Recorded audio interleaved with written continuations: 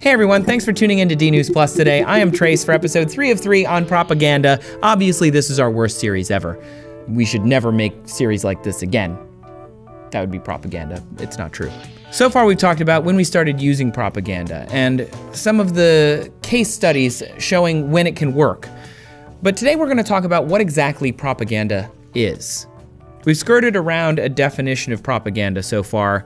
We really wanted to dedicate a good amount of time to defining this kind of strange concept because it is difficult to define, right? Basically, I'm accusing everything of being propaganda, but is that really true? Because we mentioned this just a minute ago. Images and videos and biased news articles and posts about your favorite musical artist, are those all propaganda? Can anything that tries to change someone else's view be propaganda?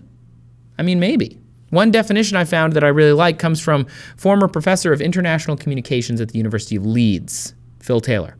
Essentially, propaganda is no more than the communication of ideas designed to persuade people to think and behave in a desired way. The disagreement about what propaganda really is comes from whether all persuasive communication is propagandistic, or if it's just the negative stuff. And who's really the authority who can decide that? Is it all subjective? I mean, no. It's not all subjective. There are specific ways that people propagandize each other. One, for example, is called name-calling, also known as character assassination. It's pretty straightforward. Basically, this type of propaganda links a person or idea to a universally negative symbol. You can probably think of some examples of this already when people are called commies or fascists or crooked or any number of other things, liars. Mike Goodwin coined an observation on Usenet for the millennials in the audience who might have been too young at the time and those even younger. This was in 1990. It was early internet, and it was a discussion board similar to like a Craigslist or a 4chan, if you will, but without all of the terribleness. And it's now called Godwin's Law. A guy named Mike Godwin coined this observation as the, quote, natural law of Usenet. And it was an internet adage, according to Know Your Meme, that is derived from one of the earliest bits of Usenet wisdom, which goes, quote, if you mention Adolf Hitler or Nazis within a discussion thread, you've automatically ended whatever discussion you were taking part in. Or you could also Google the reductio ad Hitlerium. It's a Wikipedia page that talks about the longer a conversation is, the more likely someone will mention the Nazis or Hitler. That's part of Godwin's Law.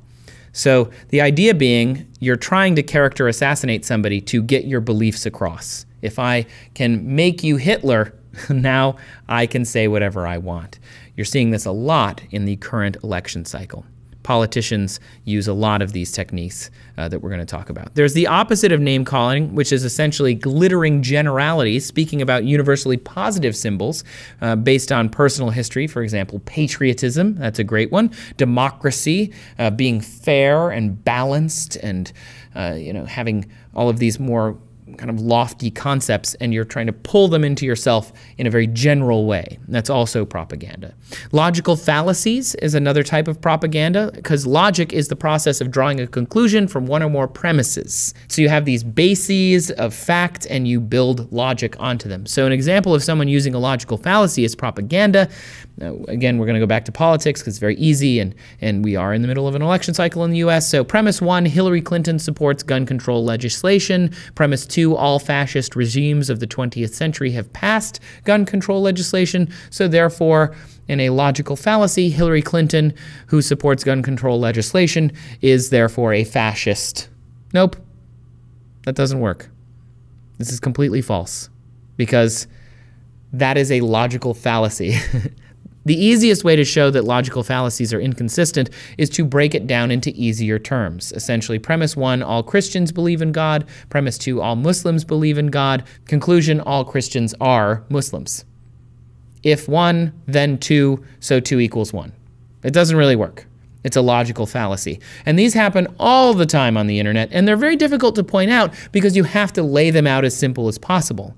You have to go through and think about them. And if you don't think about it and you just appeal to the emotional response in your audience or the emotional response in the person you're talking to, then of course, some of these things get past our logical barrier. Another type of propaganda is the bandwagon effect, or basically people have already joined the cause, so you should belong to us. Join us. Come jump on the bandwagon. If all of your friends jumped off a bridge, would you? That's a bandwagon comment. An example of that is a political party rally. I'm going to the political party. Are you going to go to the political party? We should all go to the political party. Everybody's going to be there. Sidebar, by the way, term bandwagon is from the temperance movement. It was a literal wagon that had a band playing on it, would drive around and pick up drunks to start an alcohol-free religious living.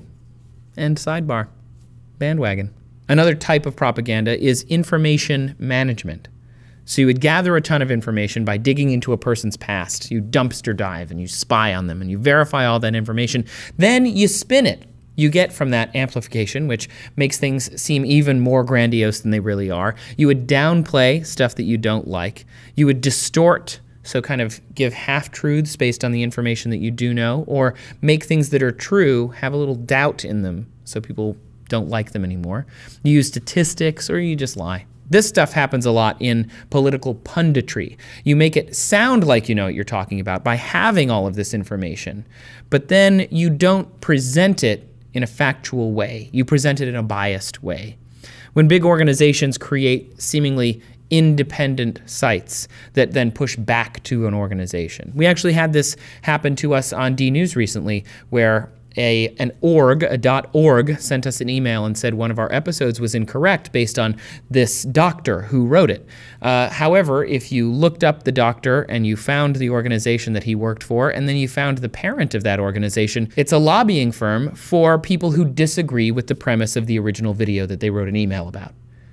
So they were propagandizing us, but doing it in a more private way. There are so many different types of propaganda, so let's fly through a few more. Plain folks, so if a leader appears ordinary, that makes you trust them more. An example might be in the first presidential debate, Hillary referenced her father in the debate, trying to seem more plain folksy. There's slogans, which are short, simple phrases, so things like, yes, we can, labor isn't working, and you can even put into things stuff like Brexit, which already makes you want to exit, right? Those are all part of the propaganda. Obamacare is another bit of propaganda. It's a slogan to make you remind you who passed the Affordable Care Act. Well, it was Obama. If I don't like Obama, then I'm not going to like the ACA, regardless of what's in the ACA. There are things like testimonials, which are celebrity endorsements, and they have support from all of the dentists who agree. You know, all of those things are ways to propagandize information, to slant it toward a specific ideal. And again, some of these are positive and some of these are negative.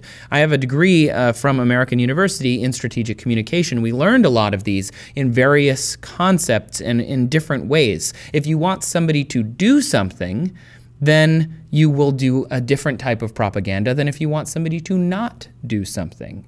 If I want somebody to do something, I might make up a bandwagon, or I might get a celebrity, or I might get somebody who's plain folks. I'll get a guy who's Larry the Cable Man to try and sell you antacid medication because you like Larry and therefore you'll buy that antacid. You know, you can see these things everywhere. If I want you to not do something, then I might spin it into a negative way, or I'll make you doubt the truth of something, or I'll say, oh no, that can't be right. Have you thought about this? And I'll try and get you to dislike something. All of these are communication strategies that are used constantly, especially in things like advertising and political campaigning. In fact, one thing we talked about in my master's program about this specific topic concerned a paper co-authored by two professors, one from Ohio State, one from the University of Chicago, came out in the 1980s. And the idea behind the paper is that there are two routes to persuasion.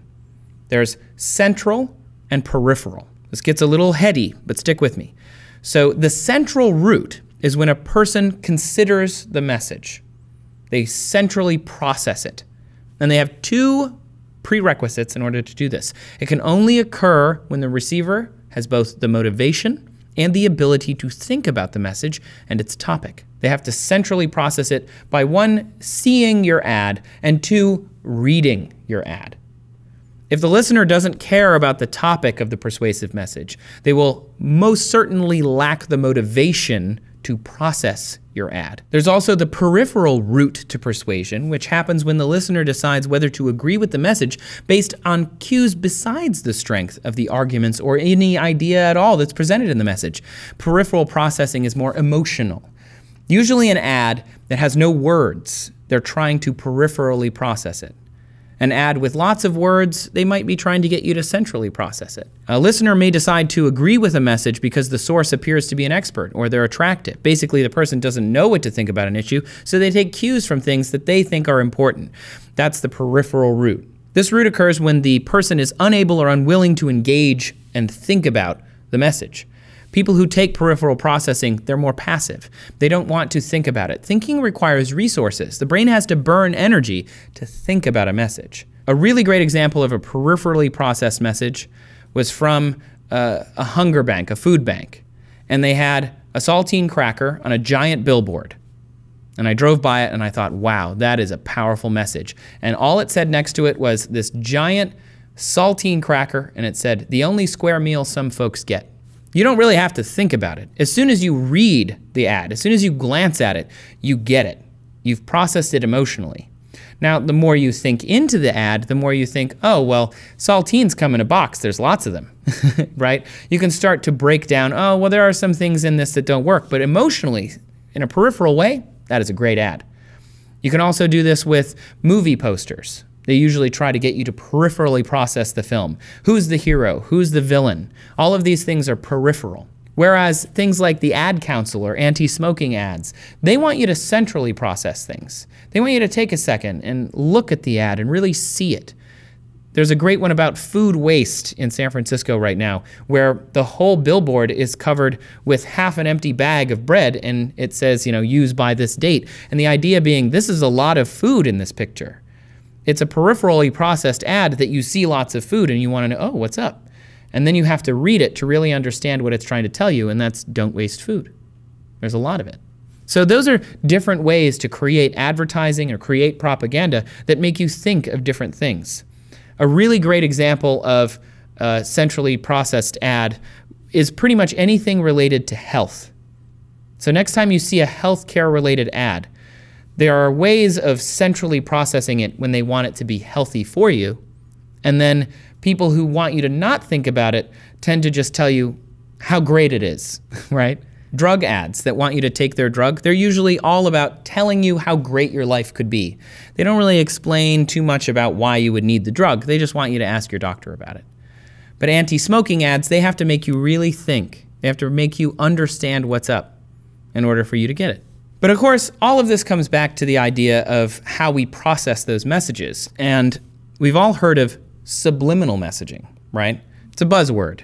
It was coined by a market researcher named James Vickery in the 1950s, and he claimed to have been able to increase moviegoers' purchase of Coke by more than 18% and popcorn sales by 57% by flashing messages at 1/3000th of a second on the screen. This started a frenzy of advertisers trying to replicate the findings of this guy, and the FCC even banned the use of subliminal advertising in 1974, but it turns out this dude was lying the whole time, because several other studies concluded subliminal messaging doesn't actually have an effect on anybody.